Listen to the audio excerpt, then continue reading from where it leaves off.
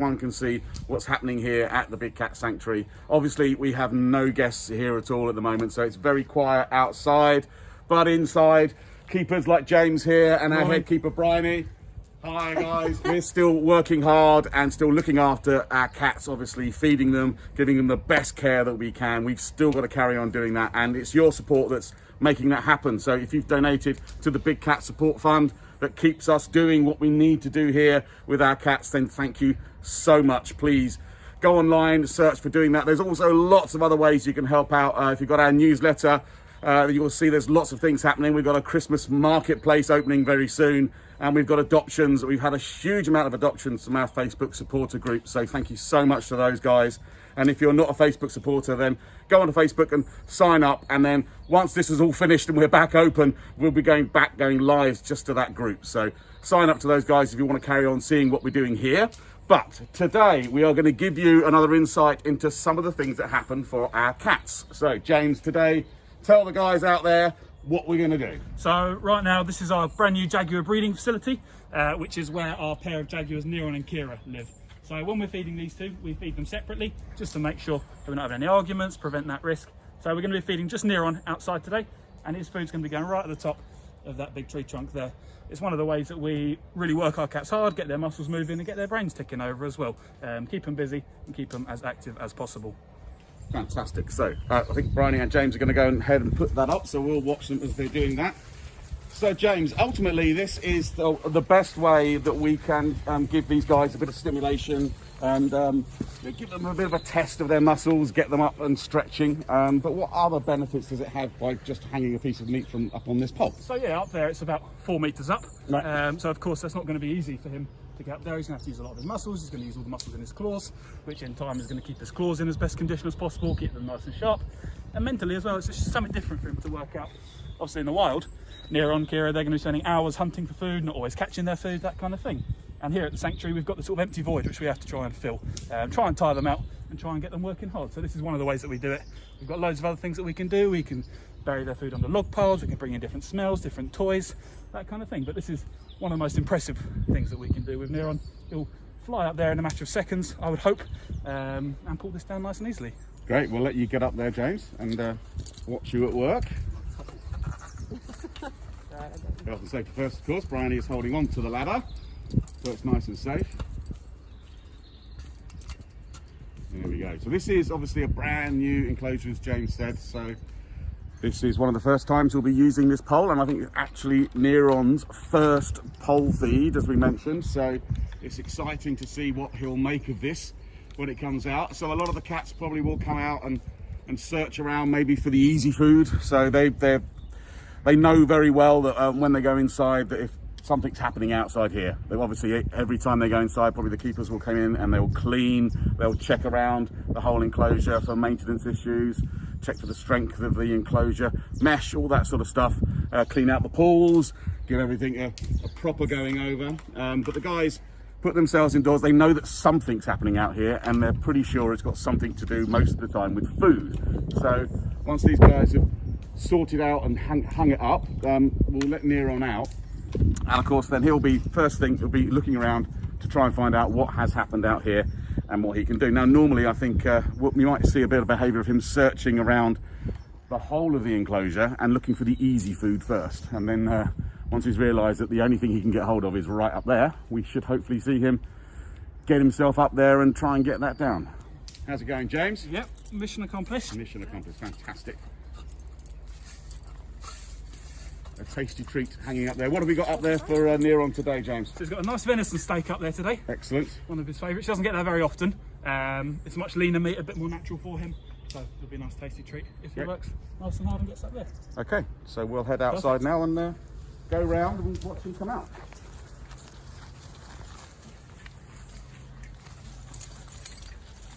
The exciting thing is, obviously, ladies and gents, we've got this brand new Jaguar Centre open. Neron and Kira in here, and hopefully, of course, sometime in the future, we're hoping that they're getting together and having cubs. And obviously, next door, you'll just see a little glimpse of it over there, is the rest of the enclosure once we have those guys together. And if they do have cubs, we've obviously got two sections, so the whole family can live out, and Neron can be in here perhaps, and mum with cubs next door. So But obviously, given the times that we are now at the moment, we've paused on the construction of that. We managed to open up this side, but we're going to need to do some more work finishing and completing the enclosure next door. But obviously all that's on hold for the moment. We've got some tiger stuff to do as well, so the maintenance guys that are here are working on finishing doing some of the widening of the tiger enclosure at the moment. So hopefully once we're back to normal and once we've got the funds coming in, we can carry on completing this enclosure, and of course moving on to our small cats enclosures as well. So that's our next thing for 2021, ladies and gentlemen, which is going to be a better year, we hope, than 2020. Let's get through these last 2 months and say goodbye to a horrible year and start with a new fantastic year. What do you think about that, James? I think that's a fantastic idea. Get our small cats into some lovely new accommodation. Really exciting stuff. Absolutely. Right, we're walking around just through there. It's a good opportunity just for Harry to see the inside of the enclosure. For those that haven't been able to come on site, you can see we've got some nice undergrowth over here, as well as some standout enclosure sort of platforms high up. Those guys are semi-arboreal, so they like to get up and get high and see, and they get a great view from up here. Both Neron and Kira love getting up on there, either singly or together. So James, just let the guys know at home while we're walking around, how are these two guys getting on in here? They're doing really well. So of course they were in our previous enclosures before, overliving in the car park, the enclosures over there, and that was when they first really got to know each other. But since they've moved over here, they've got a bigger space, they've got more bedrooms in the house. Their relationship really has blossomed. They're doing really well. We're seeing a lot of positive behaviours amongst the two of them. So we've got everything crossed that it won't be too far away, and we'll have the pitter patter of young jaguars, which will be incredibly exciting, and the first time we would have done that here at the sanctuary. Amazing. That will be absolutely fantastic. So, and I think actually at some point we'll end up being one of the largest jaguar collections in UK, if not in Europe. Yeah, definitely. We've got the most amount of jaguars now in the UK anyway, but say Kira could have anywhere from 1 to 4 cubs. That'll easily make us the collection with the biggest amount of jaguars in Europe, which is really exciting and something we're really proud of. They're a fantastic species that really does need our help. Yes, absolutely. Right, are we ready to let Neron out? We are in the right place, I think. So Bryony is indoors, so we can radio Bryony, let him out. Yeah, Bri, whenever you're ready. Okay, here we are, ladies and gents. Thank you. Let's see what Neron makes of this. Coming out of this enclosure door here. Here he comes.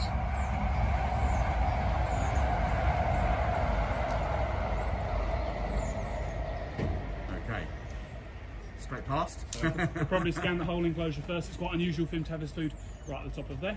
Of course, because we feed them separately, half the time Neron's going to be fed inside the house in one of his bedrooms. So even the fact he's outside, he's still got to remember all the different places to check. So you can see straight away he's gone to his log pile over there. I don't know if you can see that on the camera. So that's one of the places he often gets fed. Now hopefully he'll start looking around at the others. So yeah, as we said before, so he's now doing a little scope out, trying to find the easy stuff. First of all, as you say, this is brand new for him, so it's not a usual place. You might go around the other side as we are. We can see here he is. Pops his head up again. Just looking up on one of his beams. He is an amazing looking cat, isn't he? I mean, he's a melanistic jaguar, but slightly different from. Oh, there he goes. Yeah, no problem at all for him.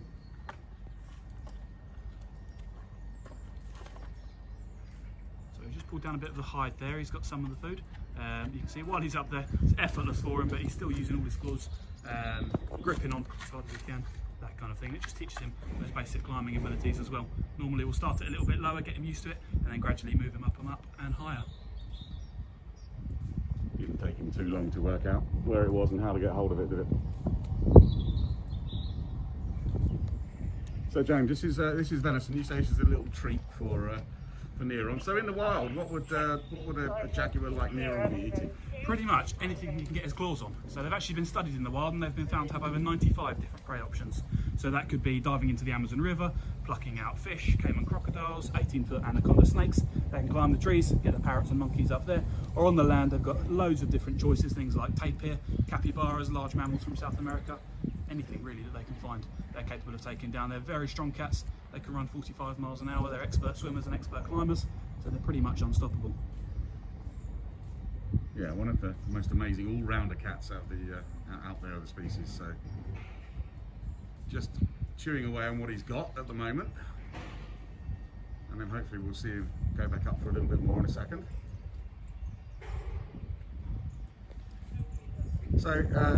With a cat like this, I mean, he's eating on the ground at the moment. So, are they similar to leopards? Will they take their food up into trees to protect it?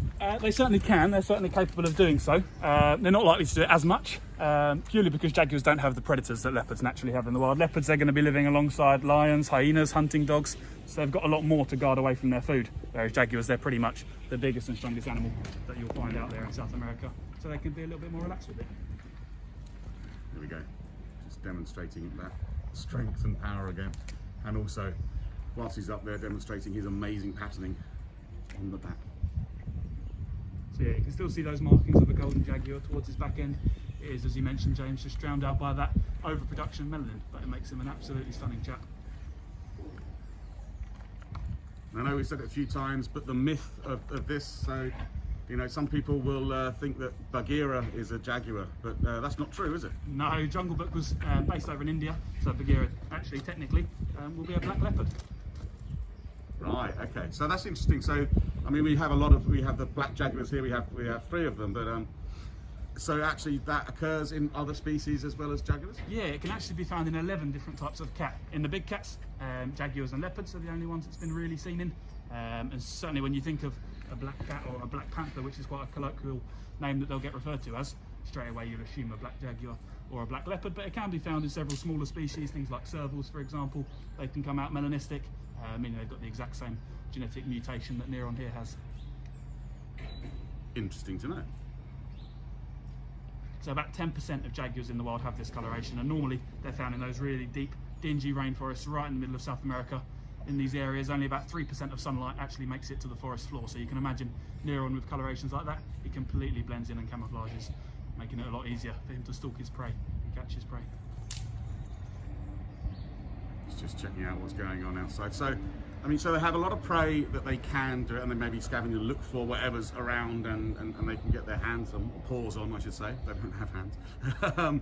But what are the risks then? What are the threats that jaguars are facing out there in the wild, James?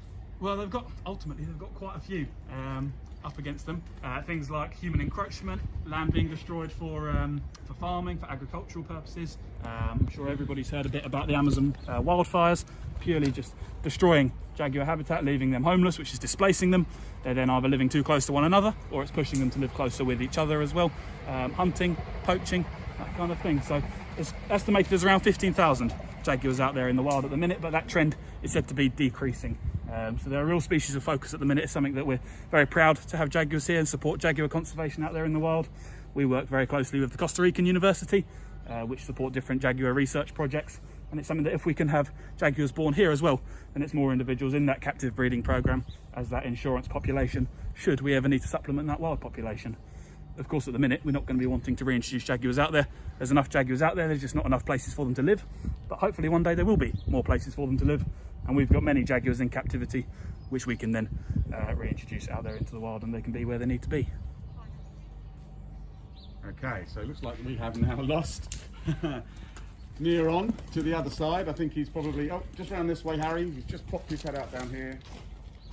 Bryony was walking across there, so I think he was just checking there was nothing else happening of interest. Any easier options? An easier option than climbing up the pole again. He's looking round, sniffing away to see if there's any food.